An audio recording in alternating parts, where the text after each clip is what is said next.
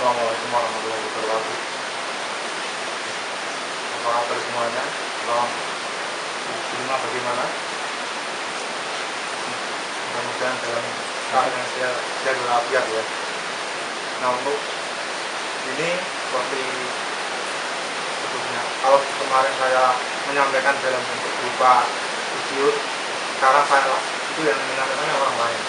Sekarang saya sendiri yang langsung menyampaikan ke kalian. Nah, kita bahas materi tentang masih mengenai Islam di Indonesia atau di Nusantara. Sebelumnya kita berdoa dulu ya. Al-Fatihah.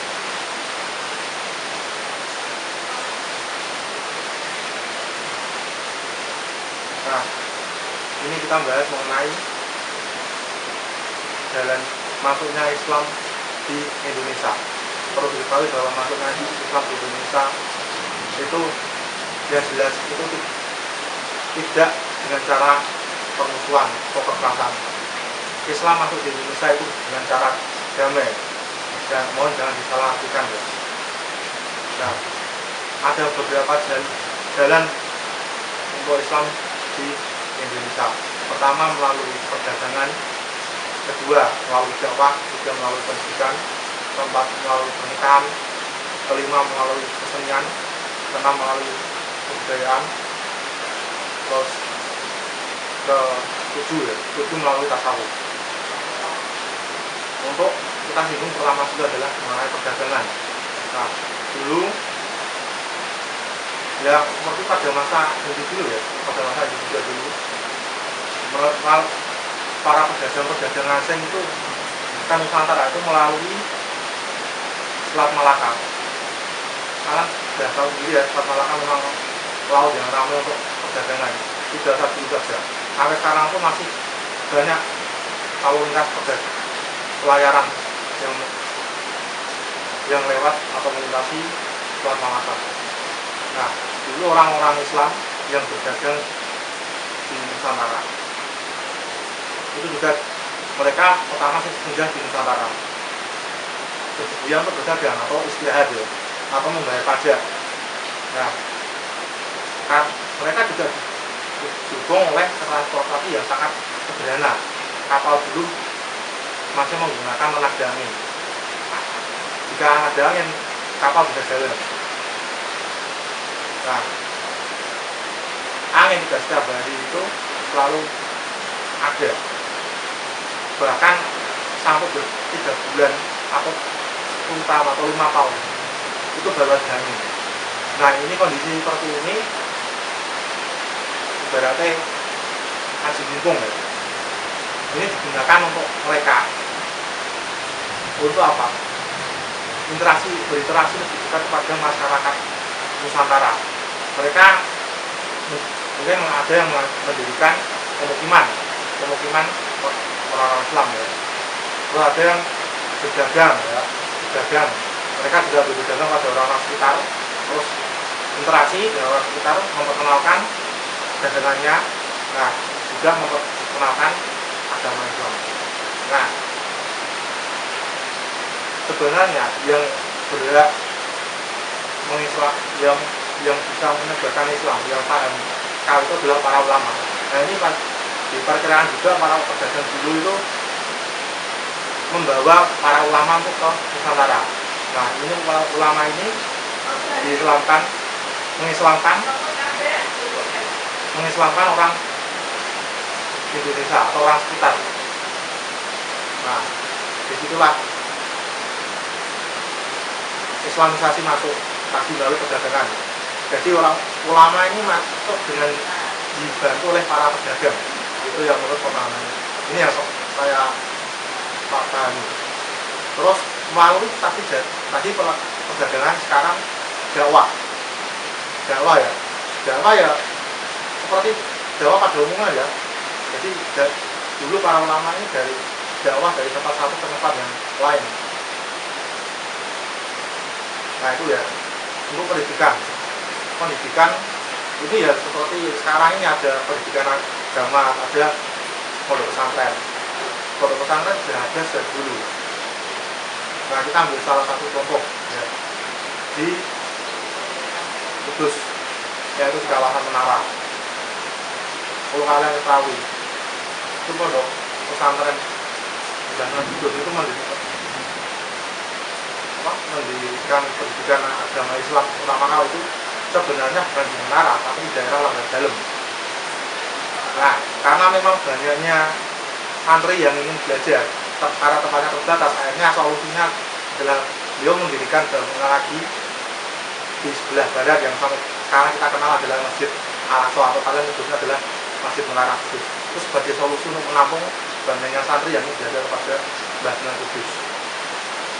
Nah, kalau kalian yang dari desa Langgar Dalem pasti tahu ya, sejarah Langgar Dalem itu bagaimana. Itu berkaitan sekali dengan awalnya Mbah Sunan Kudus berdakwah di Kudus. Nah, tadi pendidikan ya. Sekarang yang berikutnya adalah mengenai pernikahan. Nah, pernikahan ini kalau alurnya ini orang Islam. Kita kembali ke perdagangan tadi. Jadi mereka selain memperkenalkan atau membuat pemukiman, mereka juga menikahi orang sekitar juga. Nah, ini justru malah yang berperan adalah istri para ulama. Jadi mereka para ulama yang menikahi orang-orang sekitar, ya pasti jelas pertama mereka harus diislamkan dulu ya. Setelah masuk Islam menikah, mereka ditugaskan untuk mensiarkan Islam di wilayah sekitarnya. Tapi banyak kan mereka dengan cara membentuk komunitas misalnya kelompok pengajian atau seperti apa, itu akan menyebar pada yang lain. Berikutnya adalah kesenian. Nah, kesenian banyak sekali, misalnya dengan seni rupa. Nah, seni rupa ini karena memang Islam melarang yang namanya menggambar binatang, maka mereka lukisan-lukisan itu yang dibuat itu adalah diganti disamakan dalam bentuk tumbuhan. Jadi mereka hanya menggambar tumbuhan, tapi tidak hanya sekedar gambar saja, itu ada maknanya. Kita bisa lihat salah satu contohnya adalah di dinding Masjid Madinah Jepara. Itu ukiran bentuk tumbuhan di sana itu ya tidak hanya sebuah lukisan saja, tapi juga menjelaskan awal berdirinya masjid itu.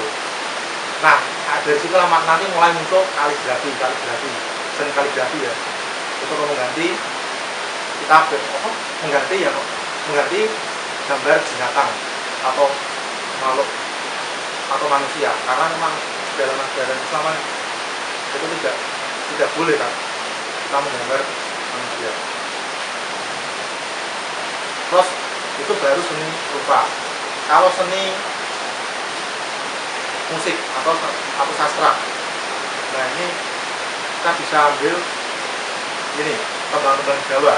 Dulu ketika masa kerajaan Hindia itu sudah ada tembang Jawa. Misalnya pada masa Majapahit itu sudah ada tembang Jawa.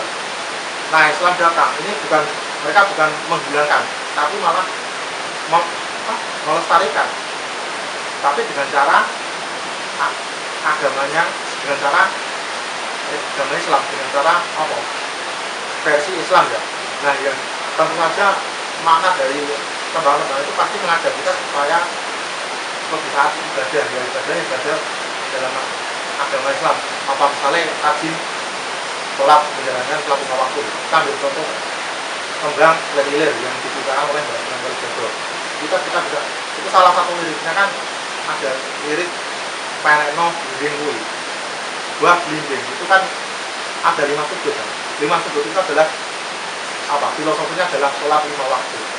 Lunyu-lunyu penekno. Berarti dalam keadaan sempat dan sempit, bahwa sempat maupun sempit, sholat harus bisa kita raih. Betul ya? Itu maknanya.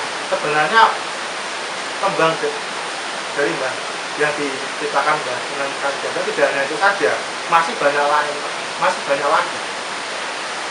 Mungkin yang kalian tahu akhir-akhir ini yaitu tembang Ningsih yang sekarang diarahkan ke hal yang istilahnya horor ya, atau arahnya dengan Tuhan ya. Itu sebenarnya dulu itu ditembangkan apa pelabel apa terhindar dari ilmu-ilmu ya, kalau ilmu hitam yang ya, untuk pelabel itu tadi ya. Terus apa ada lagi kesenian ya. Misalnya tadi seni musik,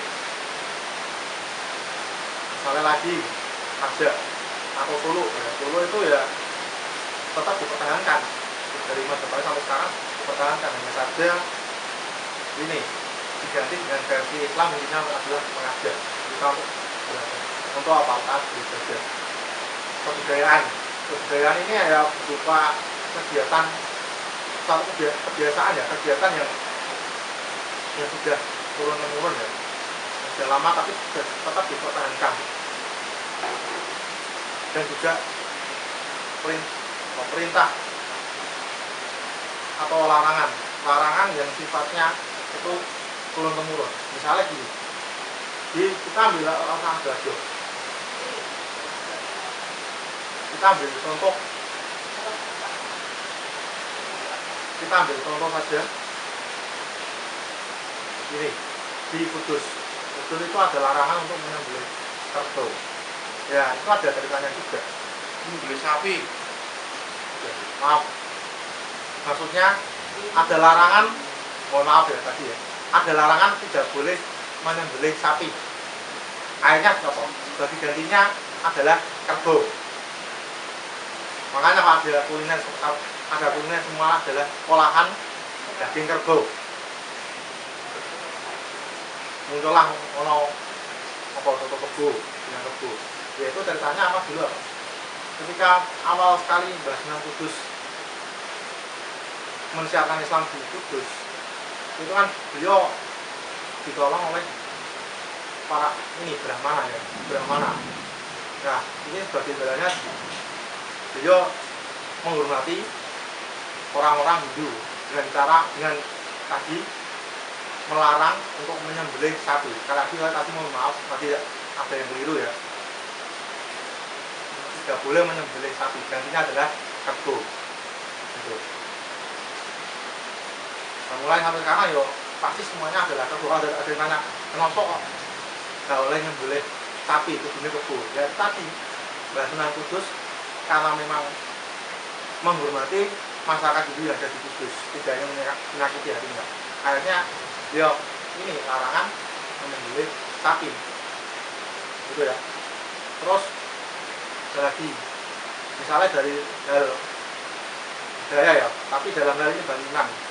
Nah, kita bisa lihat salah satu contohnya adalah di Masjid Utara. Itu adalah perpaduan, bangunannya perpaduan antara budaya Hindu dan budaya Islam. Budaya Hindu itu menyerupai seperti bangunan candi yang ada di Jawa Timur, tapi di atasnya berupa apa? Ini ya, kubah atau beduk atau mengumandangkan azan itu menara ya. Terus ada lagi peringatan Maulid Nabi.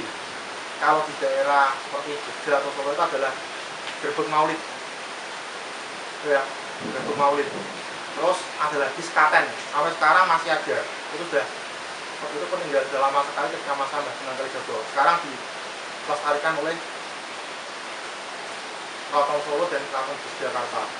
Itu ya diadakan ketika hari-hari besar Islam.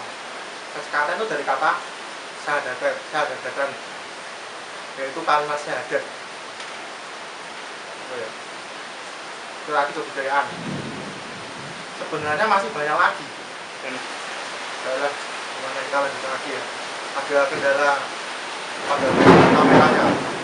Nah ini nama malakit terdengar suara bedek ya, atau suara hujan. Ya memang ini memang keadaan hujan. Ya harus dimaklumi ya. Ya nanti solusinya ya kalian akan menggunakan headset ya. Kalau berhubung tadi ada suara petir, ya volumenya jangan dikencangkan, iklan saja, malah ketemu kering kabel. Nah kita lanjutkan lagi, masih satu bahasa lagi yaitu tasawuf. Tasawuf itu berupa ini pemikiran ya seorang muslim. Jadi ini ambil contoh dulu pada masa ini juga itu banyak orang-orang sakti. Nah, ketika pada masa Islam ya masih ada orang-orang sakti. Itu para ulama dulu itu menyimpulkannya adalah itu bisa dimiliki oleh seseorang atas izin Allah. Jadi jika Allah sudah berkehendak, ya akan terjadi. Orang itu akan memiliki ilmu yang ada.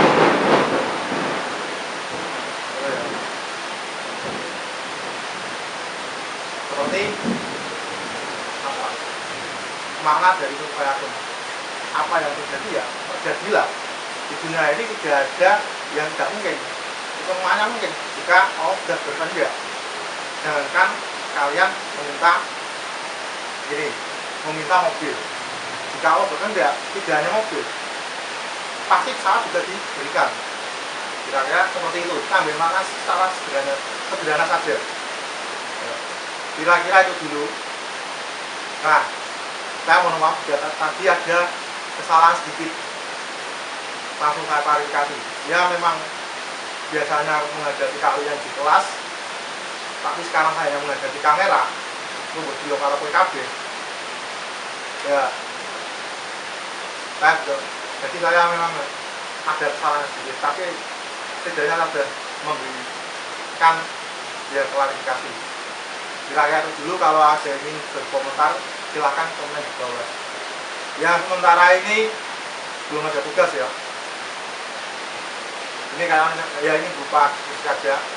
Diskusi ya silakan kalian mau ingin komentar lagi di aplikasi yang Classroom itu. Itu saja. Assalamualaikum warahmatullahi wabarakatuh. Oke.